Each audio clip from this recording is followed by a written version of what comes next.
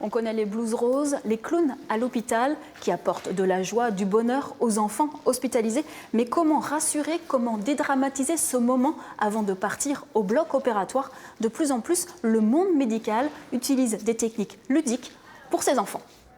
Si vous restez là. Et essaye d'attraper la tasse plutôt. Tiens, essaye de l'attraper. Non. Le petit Timéo va se faire opérer des oreilles. Et pour patienter, il joue à la tablette, un doudou magique prêté par la clinique. C'est pas grave, on va faire une marche arrière, on va ici. Star Wars, en fait, il doit attraper ce que l'on met les méchants. Bah, je pense que c'est plutôt une bonne surprise.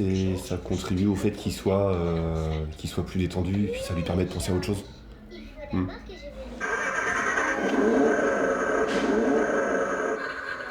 Depuis janvier, à la clinique Jules Verne à Nantes, les enfants de 3 à 8 ans vont au bloc opératoire en petit bolide électrique, histoire d'être acteurs de leur parcours hospitalier. Jonathan, le brancardier, est leur copilote dans les couloirs et pour retarder au maximum le moment des séparations, les parents accompagnent jusqu'au bout leur bambin.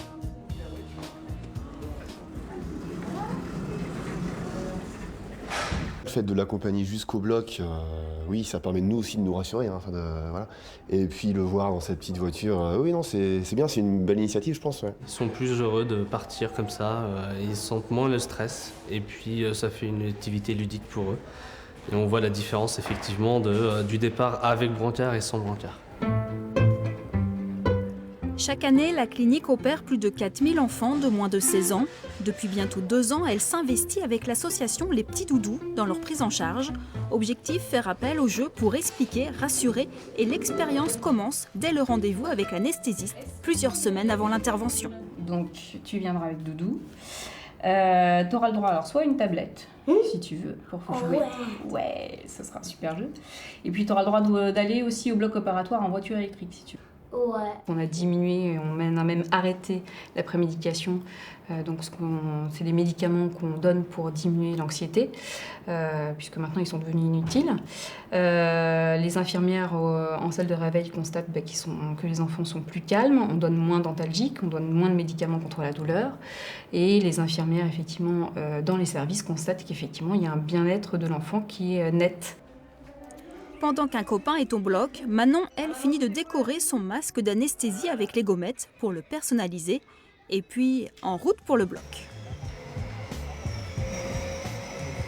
C'est vrai qu'habituellement, les pleurs sont plutôt au niveau des chambres. Et là, finalement, tout s'est bien passé. Le petit moment ludique avec la voiture, donc super. Et une petite demi-heure plus tard, ce sont les retrouvailles. Manon est en pleine forme. En récompense pour son courage, elle a gagné une boîte à bijoux en salle de réveil. Au revoir. Dans les Pays de la Loire, les centres hospitaliers et les cliniques sont tous sensibles à l'amélioration de la qualité de l'accueil des jeunes patients, par exemple en créant des salles de jeu adaptées comme celle-ci, ou bien encore en inaugurant un nouveau parcours sportif dans le service pédiatrique du CHU d'Angers.